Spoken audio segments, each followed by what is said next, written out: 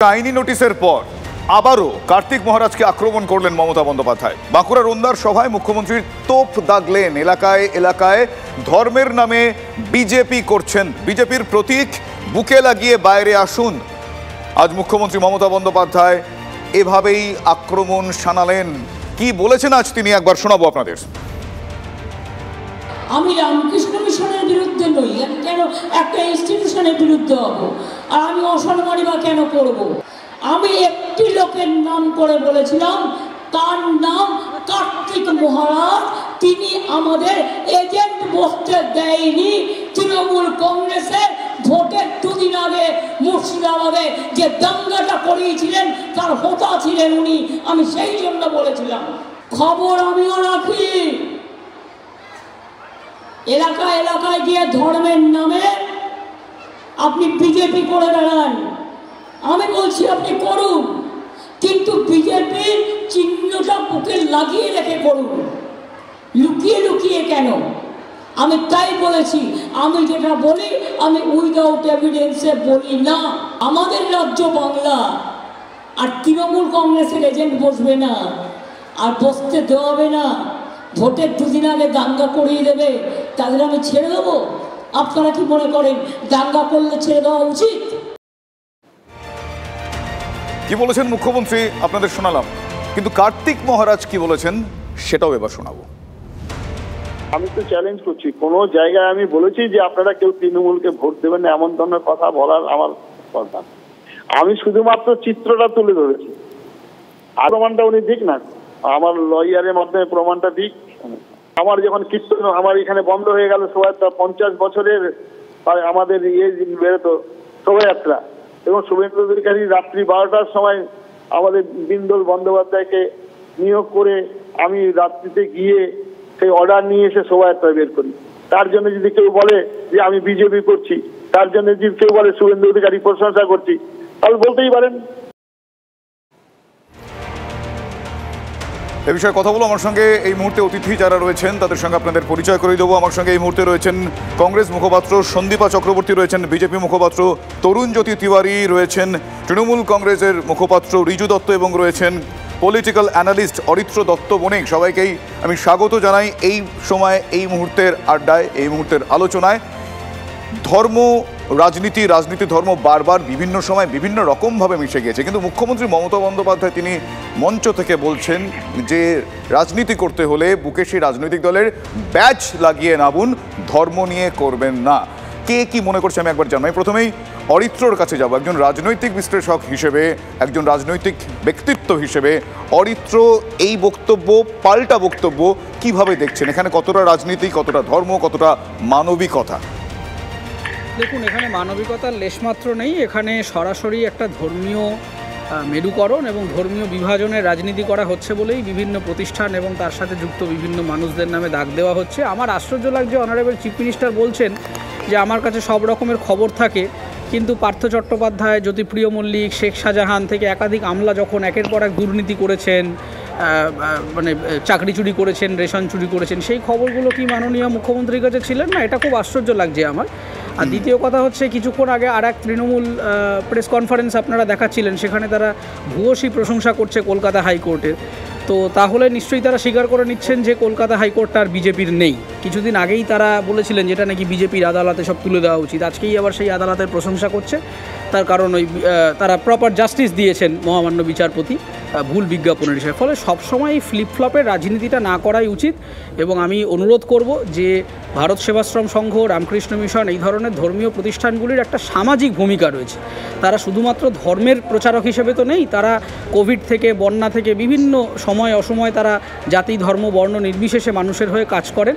তাই আপনাদের ব্যক্তিগত পলিটিক্যাল ভেন্ডেটাটা কোনো ইনস্টিটিউশনের ওপরে দাগ যাতে না লাগে সেইটা বুঝে আপনারা কমিউনিকেট করুন, এবং একে অপরকে এই কদর্য আক্রমণটা না করাই সামাজিকভাবে বুদ্ধিমত্তার পরিচয় হয় বলে আমি মনে করি। অরিত্রর বক্তব্য খুব লুসিড, খুব পরিষ্কার।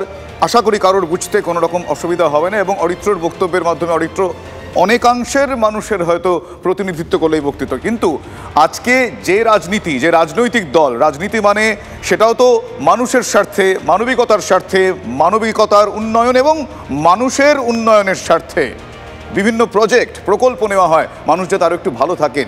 সেই রাজনৈতিক ব্যক্তিত্বরা তারা যখন এই ধরনের আক্রমণ করেন বা এই ধরনের কথা বলেন, তারা যখন এই ধরনের সমাজসেবা এবং ধর্ম এবং রাজনৈতিক আক্রমণ একসাথে করে দেন, সেইটা কেমন লাগে? এই প্রশ্নের উত্তর আমি খুঁজবো এবার রিজুর কাছ থেকে। রিজু, আপনি একজন আলাদা একজন ব্যক্তিত্ব হিসেবে, রাজনৈতিক ব্যক্তিত্ব নয়, একজন ইন্ডিভিজুয়াল হিসেবে কিভাবে দেখছেন এই বিষয়টা?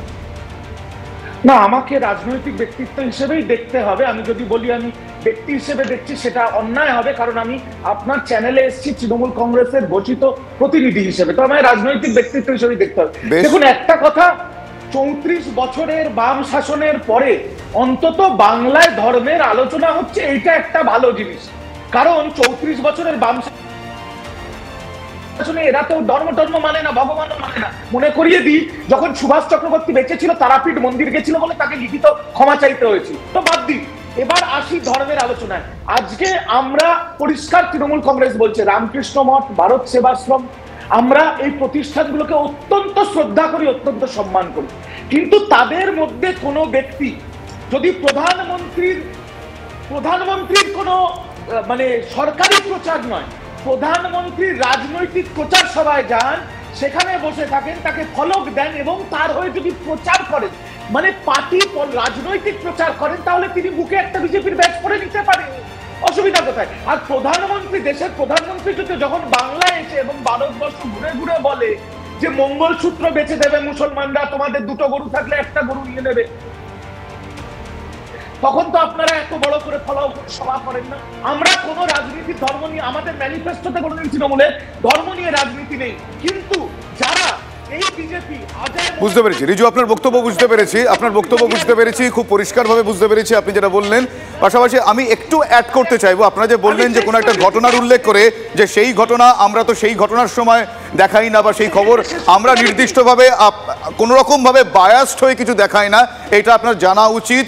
এবং একজন একটা সংবেদনশীল মিডিয়া হিসেবে আমরা বলি, আমরা সব ঘটনাই দেখাই এবং আপনারা যদি দেখেন প্লিজ আমাদের ভালো লাগবে। আমি তরুণ জ্যোতির কাছে যাবো। তরুণ জ্যোতি সরাসরি বলছেন যে তারা যদি বুকে বিজেপির ব্যাজ লেখা থাকতো, তাহলে বোধহয় এই ঘটনাটা তাদের মেনে নিতে সুবিধা হতো। কি বলবেন?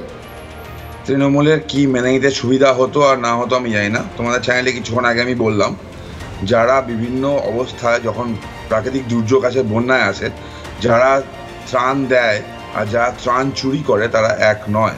ভারত সেবাশ্রম সংঘ, রামকৃষ্ণ মিশন, ইসকনকে মেলাইন করা হচ্ছে।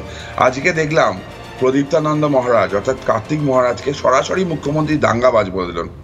এই দাঙ্গা শব্দটা এতবার কোনো মঞ্চ থেকে কোনো মুখ্যমন্ত্রী ব্যবহার করে কিনা ভারতবর্ষে আমার জানা নেই। আমাদের মুখ্যমন্ত্রী এই ডিভিশনটা ক্রিয়েট করছে। ডিভিশনটা হিন্দু মুসলিম ডিভিশন, এই প্রবলেমটা তো আজ থেকে নয়। ওনাকে তার 30% ভোট ব্যাংকে ক্যাটার করতে হবে, তাকে অ্যাড্রেস করতে হবে। তার জন্য কি হয়, দুর্গাপুজোর অনুমতি চেয়ে বারবার আমাদের কোর্টে ছুটতে হয়। তাজিয়ার ক্ষেত্রে কিন্তু এটা হয় না। রামনবমীর অনুমতির জন্য আমাদের কোর্টে ছুটতে হয়। মহরমের শোভাযাত্রা যাবে, এর জন্য বিসর্জন বন্ধ হয়ে যায়। বহু প্রাচীন সরস্বতী পুজো বন্ধ হয়ে যায়, বারবার পুজোর জন্য কোর্টে ছুটতে হয়। হিন্দুদের ধর্মীয় আচরণ পালন করার জন্য কোর্টে যেতে হয়, ষষ্ঠ পুজোর জন্য কোর্টে যেতে হয়। আমরা আছিটা কোথায়? আমরা এটা কি পশ্চিমবঙ্গ আছে নাকি গ্রেটার বাংলাদেশ হয়ে গেছে? মুখ্যমন্ত্রী হিজাব পরে থাকেন বলে তাকে ওই হিজাবিদের অ্যাড্রেস করতে হয় বলে তিনি মানে গেরুয়াধারীদের দাঙ্গাবাজ বলে দেবেন, তিনি সন্ন্যাসীদের দাঙ্গাবাজ বলে দেবেন? লজ্জা করেন এরকম একজন নিজেকে মুখ্যমন্ত্রী বলতে? নির্লজ্জ একজন মানুষ। বেশ, আমি এবার সন্দীপার কাছে যাব। আমরা কখনোই কোনো পরিস্থিতিতেই, যে রাজনৈতিক ব্যক্তিত্ব হোক, সাধারণ মানুষ হোক, আমরা সবসময় চাই শান্তি, সৌজন্য, ভদ্রতা, নম্রতা, এই বিষয়গুলো যেন বজায় থাকে। এর থেকে বেশি আর কী বা চাওয়ার থাকতে পারে আমাদের? আমি ঠিক সেই জায়গায় সন্দীপার কাছে যাব। সন্দীপা, এক্ষেত্রে ডাইরেক্টলি যিনি বলছেন, যাকে উদ্দেশ্য করে বলছেন, দুটো পলিটিক্যাল পার্টি, দুটো রাজনৈতিক দল একে অপরের দিকে এক প্রকার কাদা ছোড়াছুড়ি বলতে কোনো দ্বিধা নেই।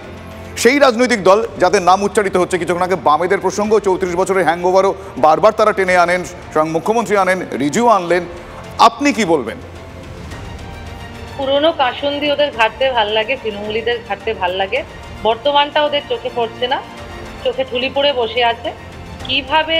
দেখুন, আমরা তো এখানে রাজনীতি করতে এসেছি, মানে আমি বাকিদের কথা জানি না। এখানে আমার দল আমাকে শিখিয়েছে, জাতীয় কংগ্রেস শিখিয়েছে যে রাজনীতিটা করবে সন্দীপা, কর্মনীতিটা করবে, ধর্মনীতি করো না।